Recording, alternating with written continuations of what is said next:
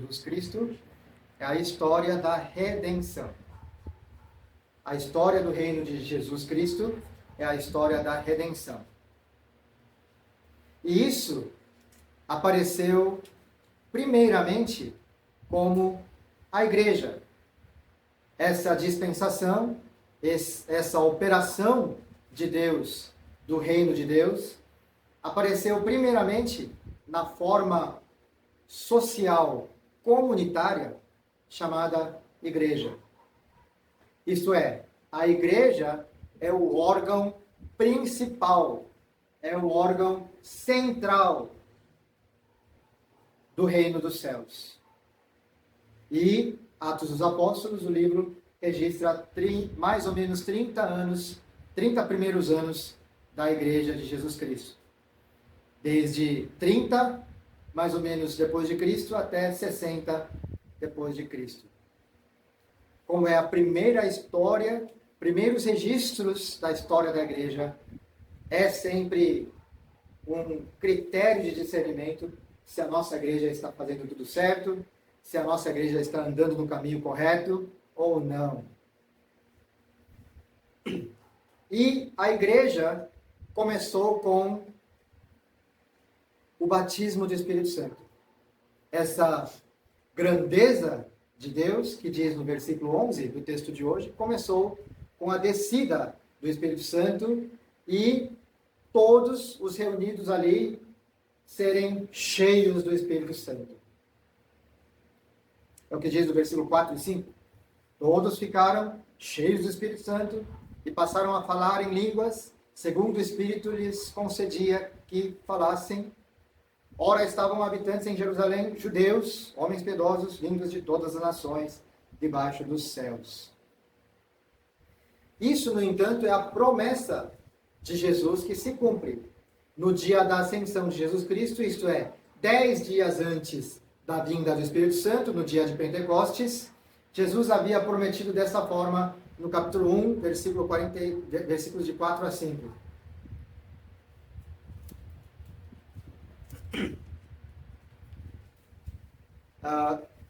Versículo 8. Mas recebereis poder ao descer sobre vós o Espírito Santo, e sereis minhas testemunhas, tanto em Jerusalém como em toda a Judéia e Samaria, até aos confins da terra. E depois que Jesus subiu, os discípulos, nós vemos hoje aqui no texto de hoje, 120 discípulos reunidos, estavam aguardando pela promessa de Jesus Cristo. Mas Jesus não prometeu o Espírito Santo só em Atos 1. Ele já havia prometido em João, por exemplo, no Evangelho de João 14, Evangelho de João 15, 16, e no Evangelho de João 17, Jesus pede que conceda o Espírito Santo. Também em Mateus e Lucas, para que nós busquemos o Espírito Santo para Deus, para que Deus nos dê. E aí, todos unânimes estavam ali na casa, versículo 2. Encheu toda a casa onde estavam assentados, quando o Espírito Santo desceu. Que casa é essa? Não há casa em Jerusalém, fora o palácio, que as pessoas comuns possam se reunir, que sejam de número de 120.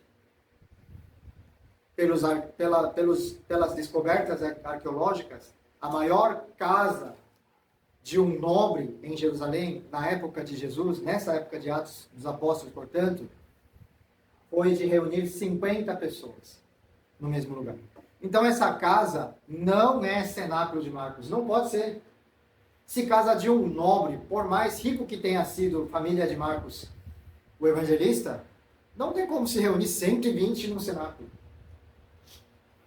Mas, em todo o livro de Atos, aparece mais 2 vezes essa expressão, se reuniram na casa, não em casa, mas na casa, naquela casa, com o artigo definidor, naquela casa.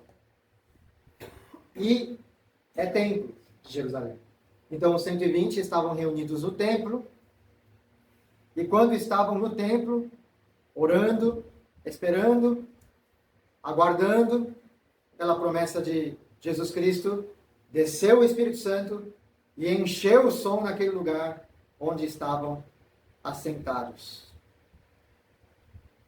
E aí, o interessante é o versículo 3. Com o som impetuoso e forte de vento, apareceu um fogo. Apareceu um fogo na forma de língua. Quantos fogos? Estou fazendo com o dedo aqui. Quantos fogos? Um fogo. Versículo 2.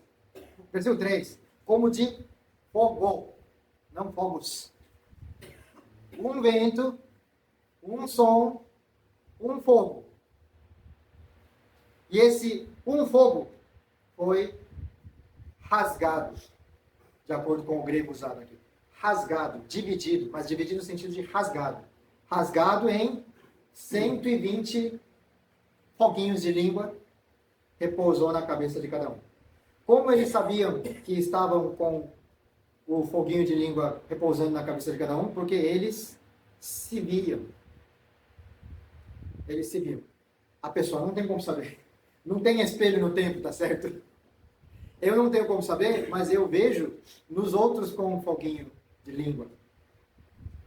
E outros dizendo, você também tem.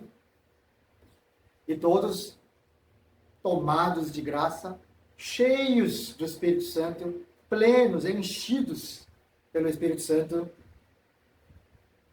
eles começaram a falar. Começaram a falar. Aqui fala, no versículo 4, fala de falar em línguas. O que é esse falar em línguas? Versículo 11 explica. Como os ouvimos falar em nossas próprias línguas, as grandezas de Deus. As grandezas de Deus é uma expressão específica para os judeus. Nenhum dos judeus, se eu for falar em hebraico, hoje já esqueci, perdi a minha fluência, mas se eu for falar para um judeu ortodoxo, as grandezas de Deus, eles não têm dúvida. Eles, sem se confundir, eles entendem, as grandezas de Deus. É uma expressão que indica um tipo específico de salmos. E os salmos, os judeus cantilam. Os judeus cantilam. Todo o Velho Testamento, toda a Bíblia hebraica é cantável. Tem notas em cima das palavras. Então, seguindo aquela indicação, dá para cantar a Bíblia hebraica do começo até o fim. É claro que cada grupo de livros, o sistema de cantilação é um pouco diferente. Realmente, a terceira parte da Bíblia hebraica, onde se começa com o livro de Salmos, o sistema de cantilação é bem mais complexo, por exemplo, do que o sistema de cantilação de Gênesis, Êxodo, Pentateuco. Torá. Então, que tipo específico são os salmos indicados como as grandezas de Deus? São os salmos de 113 a 118, que são chamados de as grandes aleluias, ou, por nós protestantes reformados, as aleluias do Egito. Por que tem esse nome, as grandes aleluias ou aleluias do Egito? Porque os salmos de 113 a 118 são os salmos que cantam aleluia, termina com aleluia, e contam a história da redenção do povo judeu, povo hebreu, a partir do Egito, a partir da sua libertação. Então, esses salmos eram cantados na Páscoa e também no Pentecostes. E estes 120 reunidos, então, cheios do Espírito Santo, estavam, então, cantilando salmos 113, 114, 115, 116, 117, 118, e que no dia de Pentecostes termina com o grande, magnífico Hallel, que é o Salmo 136. Então, provavelmente, eles cantilaram todos esses salmos em eloquência, cantando, né? Estavam cheios do Espírito Santo, cheios de alegria no coração. Finalmente veio o que estavam aguardando. Então, estavam tomados de grande alegria, cantando esses salmos 113 a 118, ou também Salmo 136. Irmãos, e quem estavam ouvindo, estavam entendendo de acordo com a língua nativa deles. Se os irmãos forem contar, a partir do versículo 9, de quantas regiões esses judeus vieram para comemorar Pentecostes, são ao todo 16 línguas. 16 línguas. E cada um deles estavam ouvindo em língua nativa. Em língua nativa. Já tentaram alguém fazer a tradução simultânea? Simultânea.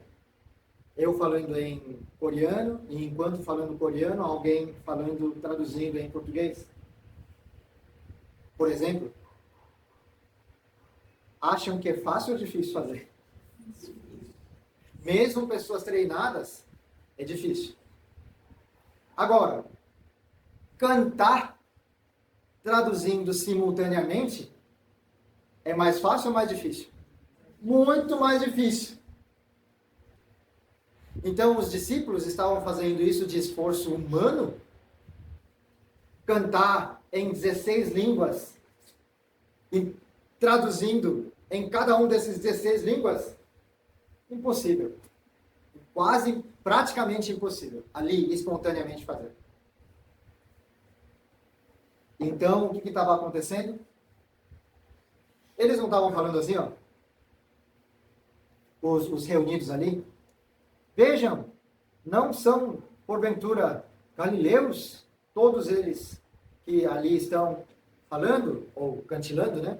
Não são galileus, ou seja, eles reconheciam que eles estavam, os 120 reunidos estavam cantando em tonalidade galileia, certo? Ah, mas isso é estranho, mas todo mundo não tem a mesma cantilação? Não. O sinal de cantilação é igual em todas as Bíblias hebraicas. Mas dependendo da denominação, eles cantilam diferente. É curioso, né? Os ortodoxos, com a mesma sinalização de cantilação, cantam numa melodia diferente do que os conservadores, do que os da Reforma. Né? Até nisso são diferentes. Roupas são diferentes. Conservadores usam só kippá e terno normal, social, o que for de social para ele. Mas os judeus ortodoxos não é só kippá. Kippá, chapéu preto, roupa preta, com linhas, com orlas brancas nas pontas das roupas. Todo sapato diferente, não pode ser sapatênis, tem que ser sapato preto, não pode ser tênis, sabe? É todo diferente. Mas não é o mesmo judeu? É, são todos judeus, mas dependendo da denominação, tem roupas diferentes, cantilações diferentes, ordem litúrgica de sinagoga diferente. Bem, assim, distinto. Então, eles estavam cantando em tonalidade galileia, que eles estavam reconhecendo. Estavam ouvindo a melodia, só que cada uma dessas línguas estavam ouvindo a letra na língua deles. Então, certamente, o que não aconteceu aqui é lava-chuva. Não aconteceu. Os 120 discípulos estavam cantando em Galileu, em tonalidade galileia, os salmos. Cantando, como nós cantamos agora, certo? Cantando. Só que quem estava ouvindo cada um na sua língua nativa, a letra. Isso tem um grande significado. Na Torre de Babel, o que aconteceu? Houve a divisão de línguas. O que está acontecendo aqui no dia de Pentecostes? Está havendo a união de línguas. Por isso o fogo tem o formato de língua. É uma só língua. Ainda bem que eu estou no Brasil há 33 anos, porque senão nós não nos comunicaríamos. Já pensaram? Eu falando em coreano, os irmãos falando em português, eu pregando em coreano, não vou entender nada. Inclusive, ó, o esboço está em coreano, ninguém sabe ler.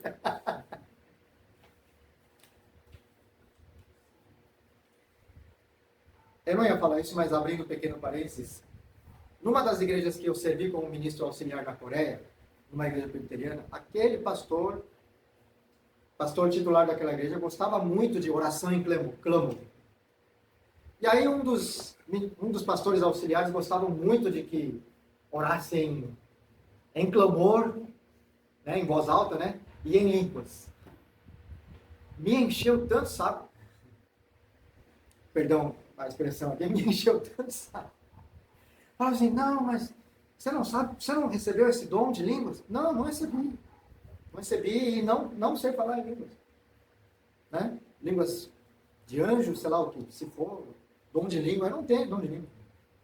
Não, mas você pode buscar. Ó, nas vigílias de sexta-feira, você busca aí em clamor para que Deus te dê dom de língua.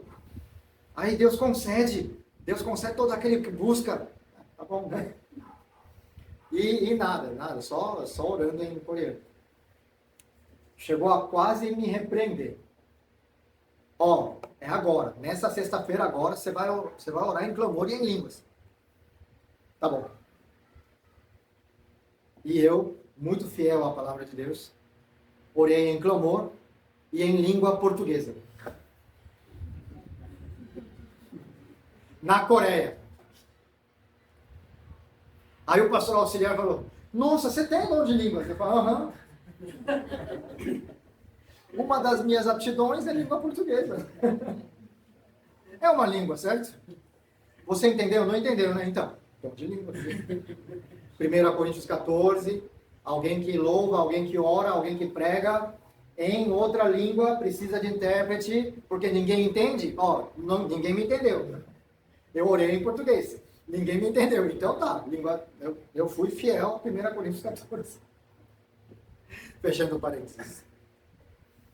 Então não foi isso que aconteceu de todo mundo, os 120 reunidos ali, falando em Labachúria e cada um ouviu a sua própria língua. Não, o que aconteceu? Esses caras reunidos ali em volta do templo, em volta dos 120 reunidos, eles claramente identificavam que os discípulos estavam falando em Galileu, estavam falando hebraico ou aramaico com sotaque galileu, que nem no Brasil, né? Sotaque nordestino, sotaque mineiro, sotaque galileu. Só que estavam entendendo em sua própria língua natal. É isso que aconteceu. Então, Atos 2 não tem nada a ver com o dom de línguas da 1 Coríntios 14. Mas o que aconteceu na real? Que eles ficaram extasiados, tomados de tanto júbilo, cantando salmos que era hino, que são hinos para a sinagoga, para as reuniões judaicas. E aí cada um ouvindo a melodia deles cantando e a letra, cada um na sua língua. E esse sinal marcou a nova dispensação do reino de Deus. Se na velha dispensação a igreja tinha o formato de poder estatal, agora na nova dispensação a igreja tem o formato de que nós conhecemos. O quê? A igreja espiritual. Não importa mais que tipo de família pertence fisicamente. Não importa mais se é judeu ou não judeu. Não importa mais se é de Alagoas, Johannes, né? Se é de Pernambuco, se é da Coreia, ou se é de São Paulo, Bauru, Agudos. Não importa. Importa que seja cheio do Espírito Santo. Cheio do Espírito Santo. Diante desse grande sinal, o que aconteceu? Aconteceu a divisão de reações. Tem um grupo de pessoas, no versículo 12, todos atônitos e perplexos. Todos atônitos e perplexos. Só que um grupo de pessoas interpelavam uns aos outros, dizendo: o que será que significa esse sinal? Ficaram curiosos do sinal. Queriam saber do sinal. Versículo 13, outros, porém, zombavam. diante de grande sinal de Deus, zombavam, dizendo que estavam bêbados. O que o bêbado faz? Uma das coisas que o bêbado faz, cantar sem parar. E todo desafinado. Oi? Aí é lavajúria, aí é lavajúria. Quando estão bêbados é lavajúria, é isso mesmo. Então, é isso. Diante de tão grande sinal e tão maravilhoso sinal do Espírito Santo descendo, tem gente falando, tão bêbados, tão bêbados. E aí, nessa época de Páscoa, segundo os estudos, geralmente costuma ter em Jerusalém, no Pentecostes, de 300 a 600 mil judeus em Jerusalém. Na Páscoa, mais de 1 milhão de judeus em Jerusalém. Mas nessa época, ainda tinham judeus de toda parte do mundo, de 300 a 600 mil judeus em Jerusalém. Quantos foram salvos?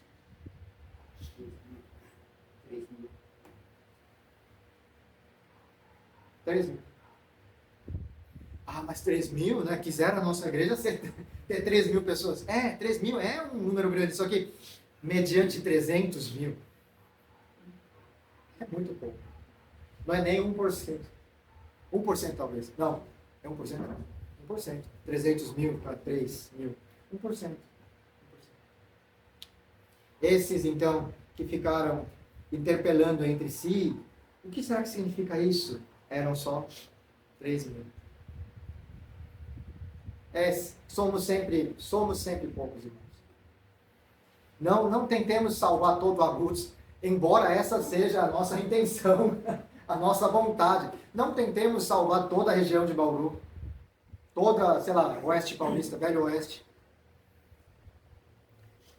Pregamos sim, para toda essa região, mas sempre somos poucos, sempre poucos. Então é isso que aconteceu. No entanto, embora poucos, mesmo na zombaria, tem uma coisa interessante que nós devemos levar em consideração. Eles falaram que somos bêbados. Pois bem, bêbado quer dizer tomado pela bebida alcoólica, não é? Tomado pelo vinho, no caso de Atos dos Apóstolos, tomado pelo vinho. Isso tem uma coisa interessante. O quão nós somos tomados pelo Espírito Santo. Nós somos tão cheios do Espírito Santo, tão alegres, tão jubilosos, tão exultantes, que o cara fala assim, esse daí está drogado de pentanol. Não, irmão, tô andando na igreja e estou muito feliz por andar naquela igreja. Quão nós somos tomados pelo Espírito Santo. Sabendo quem é o Espírito Santo corretamente. E o texto de hoje diz coisas mais básicas de quem é o Espírito Santo. Primeiro, o Espírito Santo é Deus. Ele é Deus. O Espírito Santo é uma pessoa, porque somente uma pessoa ensina a outra a ouvir, o falar. Não é? Os pais que já falam ensinam os filhos, bebês. Somente pessoas ensinam outras pessoas a falar. O que o Espírito Santo aqui estava fazendo? Falando, ensinando o que falar para os 120 discípulos. E eles falavam, extasiados, e quem ouvia, entendiam o que eles estavam falando, a letra que eles estavam cantando. Ele é uma pessoa, ele é Deus, ele é pessoa que cria. O Espírito Santo é o Deus criador. O que ele criou aqui? O mesmo Deus que separou as línguas em Gênesis 11 é o Deus que rejunta a língua. Ele estava criando a nova língua, a língua espiritual que nós estamos falando. Ele é Deus, e porque Deus, ele é criador. Ele estava criando língua para cada um, da sua própria Ninguém dos 120 estava falando na língua deles, mas ele estava, ao mesmo tempo, criando no ouvido. Sei lá se no tímpano ou no ouvido interno. Estava criando. E Deus, e o Espírito Santo, com esse sinal, ele atraiu os que interpelavam uns aos outros. O que quer dizer isso? E no final do capítulo 2, os 3.000 são salvos.